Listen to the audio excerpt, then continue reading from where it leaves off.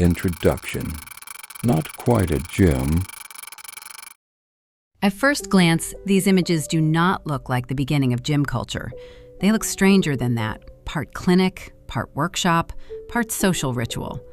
Women in long dresses, men in jackets and formal shoes, bodies attached to pulleys, levers, straps, and wheels. And yet, the longer we look, the more familiar this world becomes. These are not modern gyms, but they already contain a distinctly modern idea that the body can be improved through a machine. Not only exercise, but correction.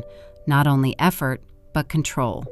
Not just movement, but movement organized from the outside. What we are seeing is more than a collection of strange 19th century devices. It is an early moment in the history of machine-based exercise, a world in which the boundaries between training, treatment, and bodily correction were still far less distinct. Chapter 1. Before the modern gym. These images are easy to mistake for isolated curiosities, but they were part of something larger. By the late 19th century, exercise was already being organized into systems of specialized apparatus.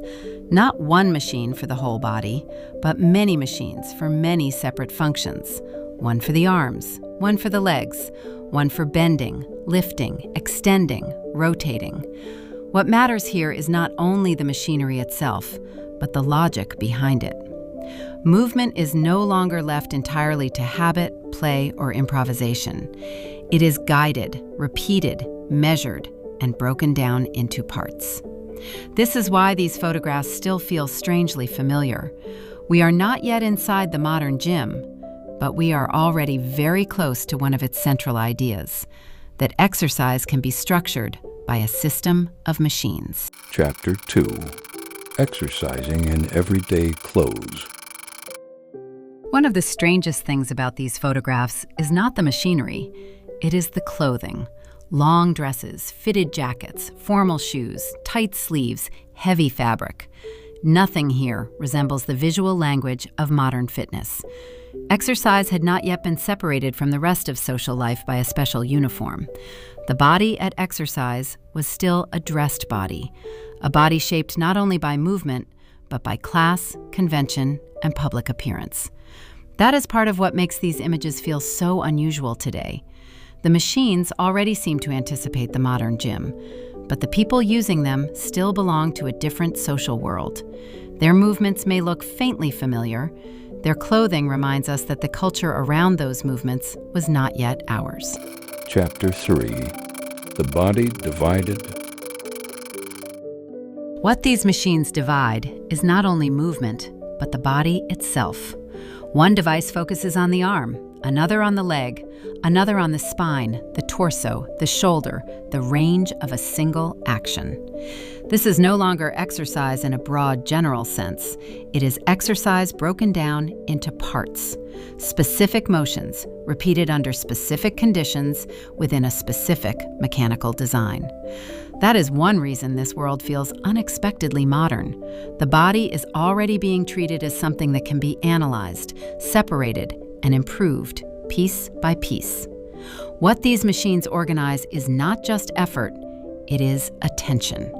Chapter 4. Between exercise and treatment. Some of these images still look like exercise.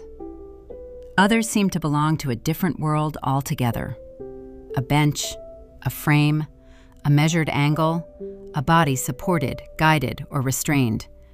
The closer we look, the less clear the boundary becomes. These machines do not simply ask the body to work, they also position it, correct it, stabilize it, and sometimes carry part of the movement themselves. That ambiguity matters. These images belong to a world in which exercise, treatment, posture, and bodily adjustment still overlapped. The apparatus does not merely demand effort, it also promises alignment, support, and repair. Chapter 5. Why this still looks modern. What makes these photographs feel so unexpectedly close to us is not their appearance alone. It is the logic they reveal. A machine for one movement, a device for one part of the body. Repetition, resistance, support, adjustment. Much of this is still with us, not in the same form, not in the same language, but in the same underlying idea that the body can be improved by being placed within a system. That system may now look cleaner, lighter, more efficient, but the principle is already here. Exercise is no longer only effort.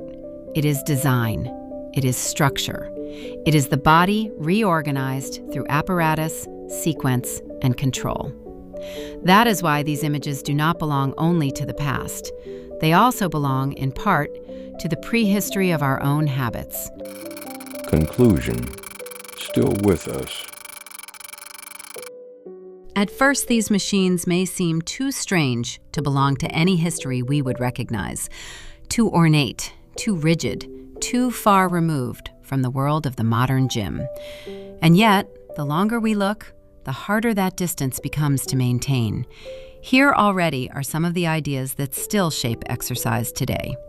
The body divided into functions, movement organized by apparatus, improvement pursued through repetition, control, and design.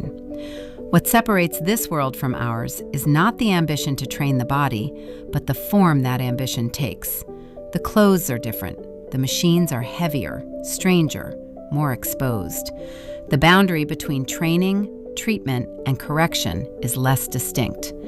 But the deeper logic is already in place. The body is something to be worked on, guided, adjusted, and improved through a system. That is why these photographs are more than a historical curiosity. They show an early chapter in the long modern effort to reorganize the body, not only through discipline or desire, but through machines. If this film moved your curiosity, consider liking and subscribing.